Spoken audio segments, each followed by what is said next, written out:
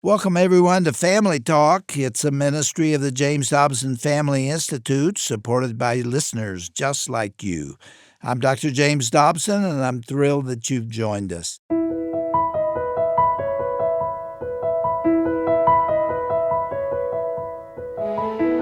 Well, welcome to Family Talk, the broadcast division of the Dr. James Dobson Family Institute. I'm Roger Marsh, sitting in the co-host chair today, and we've got a great conversation lined up with a very, very special guest. Becky Harling is with us, and she has written a fascinating new book about what it means to be lonely in the culture right now. She's written a brand new resource on this called Cultivating Deeper Connection in a Lonely World. That will be the topic of our conversation. Becky is an author, a speaker, a podcast host. She's written numerous books, and she and her husband Steve make their home right here in Colorado with 4 grown children and a growing number of grandchildren in tow. Becky Harling, welcome back to Dr. James Dobson's Family Talk.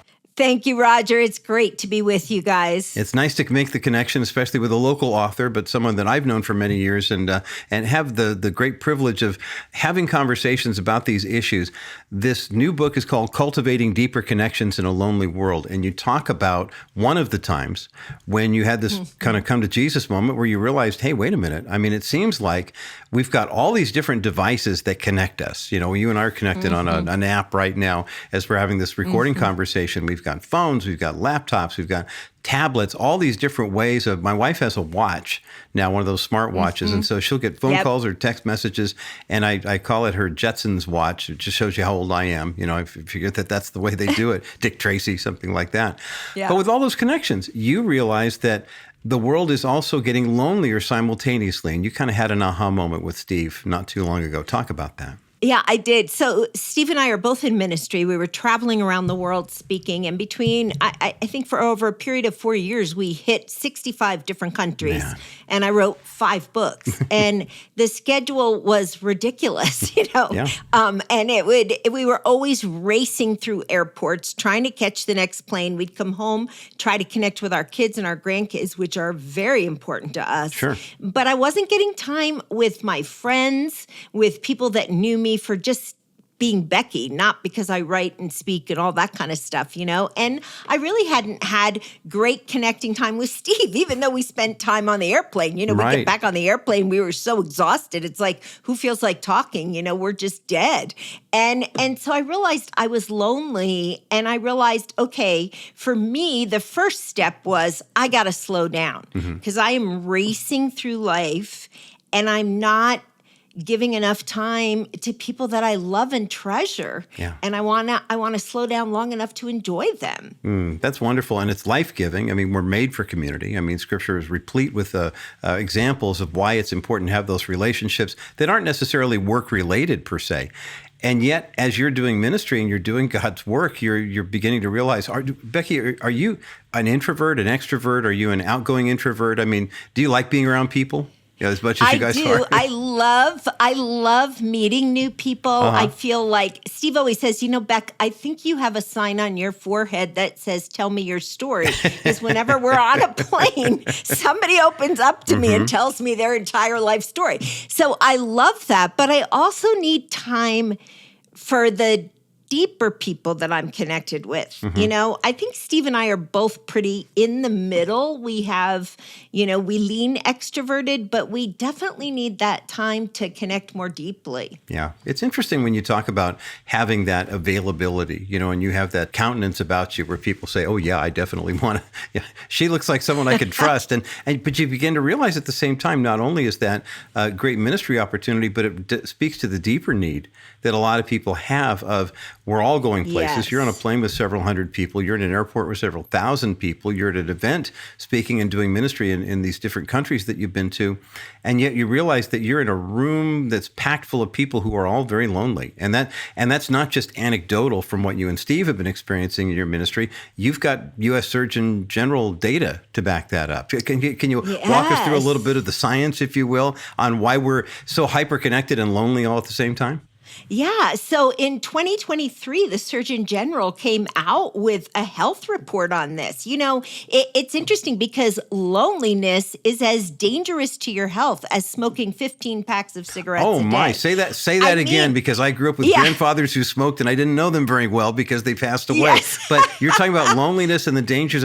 15. That's more than a carton of cigarettes every day. Yes. Oh my gosh. Yes, it is. And we were designed, like you say, for community. And yet, according to the Surgeon General, we are now in an epidemic of loneliness. 1 out of 2 Americans feel significantly isolated every single week. Wow. They maybe don't have people they would call in the middle of the night for an emergency. Mm-hmm. Maybe they don't have people that they're connecting with on a daily basis. And it's a lot of people say, well, that must be the pandemic. No, this has been going back several years before the pandemic. The pandemic was really the great revealer. Yeah. It revealed to us, hey, we need community and we can't isolate. But our growing isolation has been growing for a number of years. And I think in part because technology has increased. So you would think it would be the opposite. And yet, I just read a really interesting book this summer called The Anxious Generation. It's by a New York Times bestselling author. He is not a believer and states that in the book. His statistics are crazy about what cell phones are doing to us, what online connections are doing, what social media is doing. And so though people may be connected through all these resources, they're not really connecting face to face like God has called us to be. They're not doing life together. Interesting. Becky Harling is with us today here on Dr. James Dobson's Family Talk. Her brand new book is called Cultivating Deeper Connections in a Lonely World, and it's up at drjamesdobson.org. It's interesting, as you mentioned, that statistic, Becky, because I was thinking about Lisa and I are a blended family. We've got 6 adult children. They're all either millennial or Gen Z, and I don't know, if I had $1 for every time I heard one of them say, I'm kind of independent, I like finding my own, and they find these restaurants or products or whatever that they use. And the thing that drives them is, I want to find it on my own, but then I got to make sure it's got 5,000 5-star reviews. So they're looking for that sense of community. But the thought is, I'm doing this on my own. And I can imagine that 1 foot on the dock, 1 foot on the boat mentality. At some point, you realize you're going to rip your trousers. You have to either be one place or the other and not both. But no wonder this younger generation is being referred to as the anxious generation. And I'm sure we as adults who have parented these kids and now they're in young adulthood, they're feeling that loneliness and we're feeling their kind of isolation from us. And it has a ripple effect, doesn't it? It really does. And the way God designed us, he designed us for relationship. I mean, way back in Genesis 1:26, God says, let us make man in our image. And so you have us being designed after the image of a triune God who has lived in eternal community forever, in close community. And then he goes on to say in Genesis 2, it's not good for man to be alone. And while we often use that verse for marriage, yes, but it's not good for woman to be alone either. Right, yes. We were designed and created for relationship. And so, sometimes here in America, we're a funny group of people. Now that I've traveled all around the world, I realize how iconic we are as Americans, and we value our independence. But here's the thing, nowhere in all of Scripture do we see God affirming independence.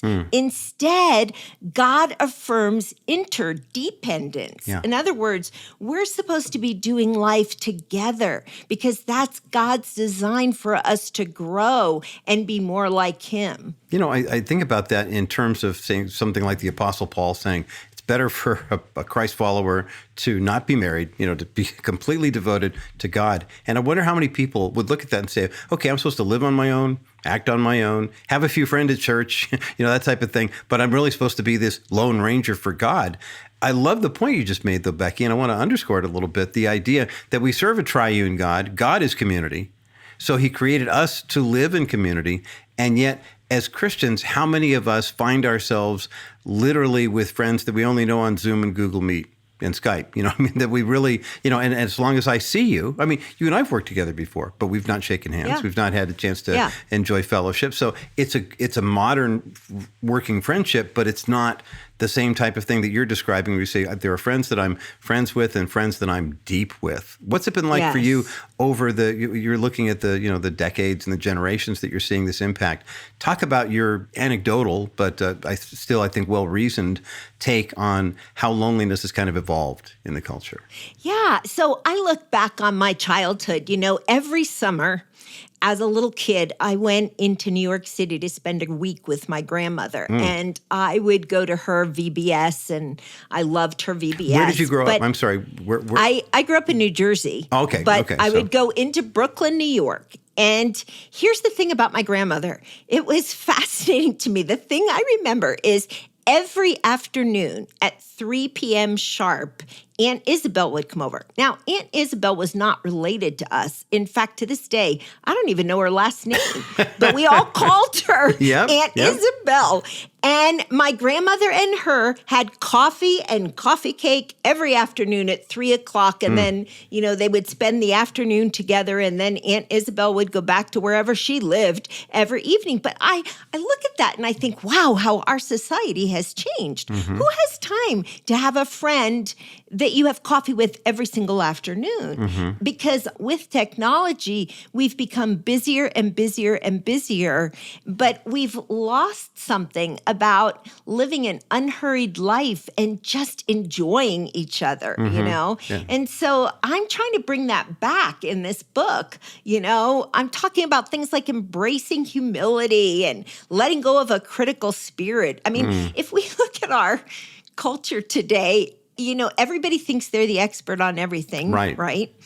And very few people come into a relationship or a friendship with humility that says, hey, I just want to learn more about you. I want to understand you. I want to hear your story. And so we have to bring some of these qualities back into our relationships and, get off our cell phones. I talk about that a little bit in the book, and the power of distraction and, all of those things enter in here, getting back to core discipleship issues like hospitality that was so big in the early church. Mm-hmm. Yeah, I knew, and you mentioned hospitality, the H word in our family. I'm an outgoing extrovert. Or introvert, rather. I don't do hospitality well. It's really difficult to do. I knew I was not called to full-time senior pastoral ministry. And the senior pastor I grew up under, he and his wife, people came over, they played cards and made puzzles. I mean, every night of the week there was someone at their home. And I said, Leland, how do you do this? He goes, well, it's hospitality. I mean, that's just, we're kind of wired that way. But I wonder how many more Christians would have a more effective witness and healthier relationships if we were more wired to say, hey, let's, the so-and-sos are coming over for dinner tonight, or like you mentioned your Aunt Isabel, and my kids grew up with an Uncle Kurt and Aunt Lisa. They still don't know their last names. They know they're not family at all, but they were just friends of their moms, and they kind of grew up with the family. But having those kinds of extended relationships are so very, very important. And in your book, Cultivating Deeper Connections in a Lonely World, you really challenge us to do two things. First of all, cultivate deeper connections, but secondly, acknowledge the fact that loneliness and attention and those are the currencies of the day. It's really, and I think it's important for Christians to pick up on that if we especially are going to go into all the world and preach the gospel. Talk about that if you would. Yeah, I will. And one of the keys that I bring in right away in the book is this idea of humility. And that goes back to the introverted, extroverted conversation. Mm-hmm. So yes, we're all called to hospitality. For an extrovert, that might happen, 4 or 5 nights a week. But part of humility is understanding your limitations, right? Mm-hmm. And so you have to understand, okay, I'm not wired to have people over 5 nights a week. I lean more extroverted, but I'm still not wired to have people over 5 nights a week. Right. I can have people over and I can invite them into my home for coffee or for prayer or whatever, but I have to know my limits. I have to understand where I stop and another person starts. And how this plays out in relationship to heal our loneliness is oftentimes when we don't know our limits, we try to fix other people or change them or change their ideas. And God doesn't call us to do that. He calls us to love them and give them the gospel of good news. But we really don't have an opening to do that unless we've listened to understand them first. Yeah, that's interesting. I'm talking with Becky Harling about her brand new book, Cultivating Deeper Connections in a Lonely World. And we've got a link for the book up at drjamesdobson.org. I think about that as Lisa and I moved into a new community a couple of years ago, and we started church shopping. And that's always especially, I've been in one church for half my life. So, moving into church shopping. And the thing that I was really taken with in an area where there were lots of churches to choose from, it was amazing how many places we were able to visit and literally drop in, drop back out, and not really have any meaningful communication with anyone because the church wasn't really equipped for it. There was nobody in the greeting pool that looked and said, I don't think I've seen you before. Have I seen you before? And I think back to something my mom taught me years ago where she was in between services at church. My dad was the minister of music. And a woman came up and asked her what classroom a certain Sunday school class was in. And my mom, answered the question. And then my mom asked the follow-up question. She said, I'm sorry, do I know you? And she said, well, no, I don't. She goes, oh, are you new to the church? She goes, no, I've been going here for 3 years. And she said, it really convicted me in that moment because everyone knew who I was because I was the choir director's wife. And this woman felt comfortable enough. She must have had Becky Harling's sign, on her face. Here, come tell me your life story. But she said, I felt horrible in that moment because it was very humiliating for this person to come up to me. And I thought, this is our church. It's not that big. I should be more in tune with other people. This is something we have to be intentional about, isn't it, Becky? Our natural tendency is not to reach out and try to help other people. We really have to make ourselves do it, if you will. Yeah. And so, really, if we're going to move beyond our loneliness, we have to take initiative. And sometimes we have to change our narrative. For a lot of people, they think, why would somebody want to get to know me? Or if they knew my story, they wouldn't trust me. Right. Or maybe I've been hurt before. I'm not willing to take a risk again. And sometimes we have to sit with those narratives and say, where's the truth in this? It could be like, the truth is, let me give you an example. The truth is, if you're in any close relationship, at some point, you are going to get hurt, right? We both know that, right?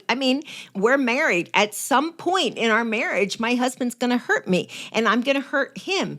But we still love each other and we move beyond that. In any church you attend, there is going to be church hurt. You're going to feel overlooked or undervalued or overused or underused or a million different things. But the church is still the body of Christ. It's still the place of belonging that God has designed for us.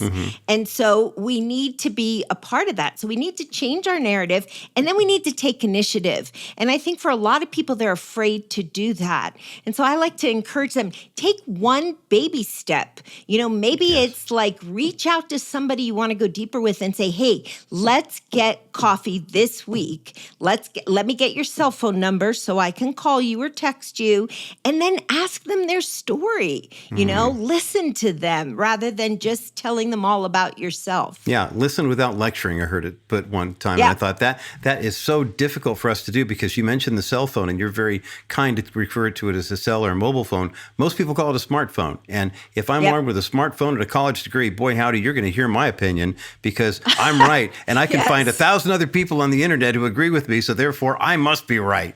And that's got it. And which leads us to another phenomenon in the culture right now. If you want to cultivate connection in a world of loneliness and deeper connection at that, we have to acknowledge the fact that we have become rather dismissive with people that we don't necessarily agree on. Downright vicious to some people. Not only am I not going to have anything to do with you anymore, I'm going to attack you somehow because let me let you know how wrong you are.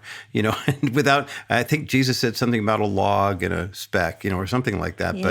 But talk about why it's important for us to take a step back and ask ourselves questions like, did I really need to be that mean? Did I really, was that really called for? Sometimes we have to have tough love with people, but sometimes we fall into that same trap just like the world does. Yeah, we do. And it's disturbing, actually. I think that as Christians, we've thought we have the message of good news, and that means we can shout at everybody and we can scold people. And here's the thing. I have never seen scolding someone else ever change that other person. I don't know, maybe you have, but I never have. Nope. Most people don't respond to that. And Jesus was pretty clear on letting go of our critical spirit because he said, don't judge, And if you look back on Jesus' life, he actually spent a lot of time with people that we we maybe would call sinners, and it was the religious people that were giving him a hard time. Right. And right. I think it's important, if we're lonely, to step back and think about, how do I come across to people? Do I try to come across as the expert, like I know it all? Do I come across as argumentative? If somebody has a different opinion than me, do I try to persuade them that my opinion's right? And is that helpful for the relationship? You know, because there are a lot of things that you're going to disagree on, and that's fine. I mean, the early church disagreed on a lot of things, and you can love Jesus and be on two different sides of an issue. Right. And that's okay. Yeah. You know, you just extend grace to each other and let go of the critical spirit. You know, when I like to say, and this is kind of startling, but we are never more like Satan than when we're criticizing and accusing somebody, because that's his job. He is the accuser of the brethren. Right. He doesn't need our help. We're to be like Jesus, where we're loving people and loving them into Christ-likeness and listening to them and comforting them. Becky Harling, that is such a huge point of contention, I think, for a lot of Christians. And it's a great point to make. The fact that when you see the example of Jesus in Scripture, when he was dealing with the Pharisees, the guys who were trying to keep the law right down to the jot and tittle, he had contempt for them when they were doing it wrong, when they were misapplying it and hurting people, and even to the point of being sarcastic with them on occasion, which is I kind of like the Jesus being sarcastic part. I do too. I do too. At the same time, when you see him confronting the woman at the well, the woman caught in adultery, and this, that, and the other thing, he never once backs away from the fact that they committed sin. But the way he approaches them is so different. And I wonder how many of us, because we get in the social media world and we like to see people, what's the term they use, dunking on other people online, oh, well, you said this, but they got you there. And it becomes a part of who you are. And then at the same time, we're saying, gosh, I feel so lonely. No one really wants to hang around with me. Gee, I wonder why. Maybe we do need to hold up the Scripture as a mirror and say, well, let's ask that question, Becky Harling. What's a good first step for someone who's facing that right now and says, I need to make some changes? Okay, so I'm going to suggest something that's going to seem very scary, but I'm going to go for it, Do it. know. I think ask the people closest to you. If you're married, ask your spouse. If you have a really good close friend, and invite them to be honest and say, do you see me being critical a lot? How do I come across to you? Am I a good listener? Or do I always need to state my opinion, and am I argumentative? And, if you really want to get brave, ask your kids, because your kids will be blatantly honest. And they'll be more than with happy you. to tell you, too. That's for sure. Right. I mean, my kids are, right? I mean, they'll for sure tell me if I ask them. Yeah.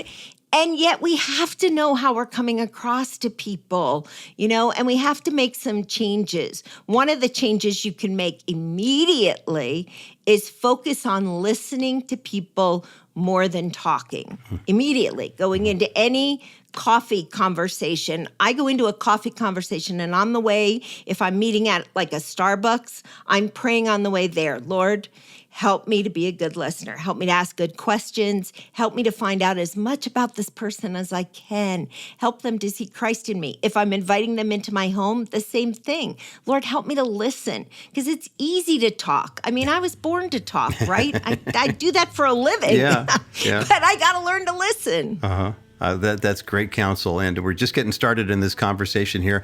Becky, we're going to come to a halt here for today's edition of Dr. James Dobson's Family Talk and ask if you can join us again next time. We'll continue talking about her book called Cultivating Deeper Connections in a Lonely World, which is up at drjamesdobson.org. Becky, thank you for being with us today. Can you join us again next time for part 2 of this conversation? Yes, I can. Thank you.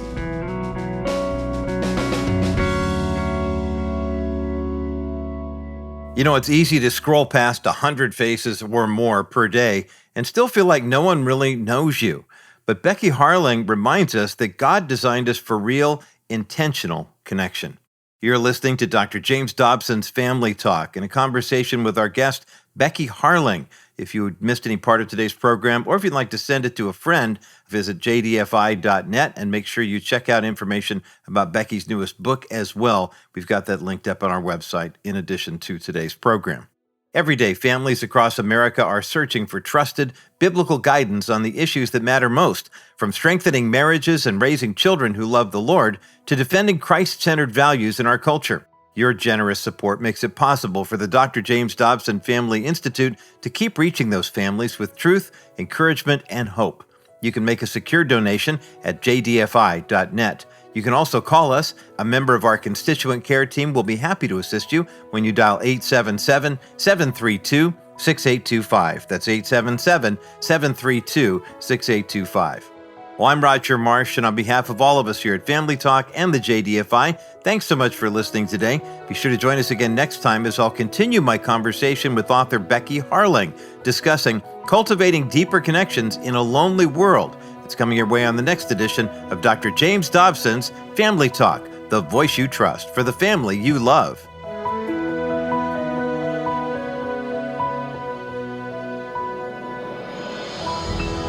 This has been a presentation of the Dr. James Dobson Family Institute. This is Roger Marsh. Since 2010, the Dr. James Dobson Family Institute has been guiding families through life's challenges with God's wisdom, and it's made possible by your faithful generosity. Thank you for standing with us in our mission to defend faith, family, and freedom.